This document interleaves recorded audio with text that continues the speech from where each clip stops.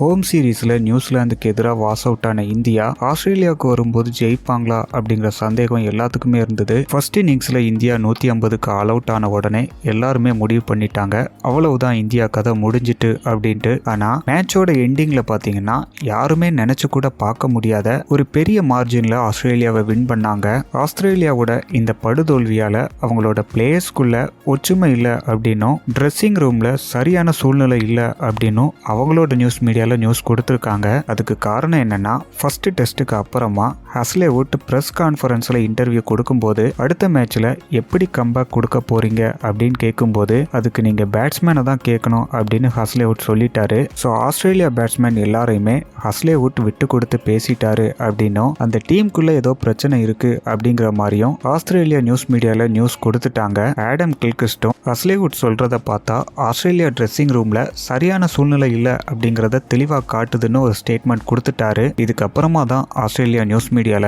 இன்னும் அதிகமா டீமுக்குள்ள அடிதடி சண்டை நடந்திருக்கு அப்படிங்கிற மாதிரி நியூஸ் போட்டாங்க. ஃபைனலா இப்ப டிராவிஸ் ஹெட் இதுக்கு என்ன சொல்லியிருக்காருன்னா, ஹஸ்லேவுட்டோட அந்த கருத்தை எல்லாருமே தப்பா புரிஞ்சுக்கிட்டாங்க. நேத்து கூட எல்லாருமே ஒன்னா தான் டைம் ஸ்பெண்ட் பண்ணோம். ஒரே ஒரு தோல்வியால எங்களுக்குள்ள எந்த பிரச்சனையுமே ஏற்படல. வெற்றி தோல்வின்னு எந்த முடிவா இருந்தாலும் நாங்க ஒன்னா தான் அதை ஃபேஸ் பண்றோம். பெர்த் டெஸ்ட்ல நாங்க தோத்தது உண்மையிலே வருத்தமா இருக்கு, அதுல எந்த சந்தேகமும் இல்ல.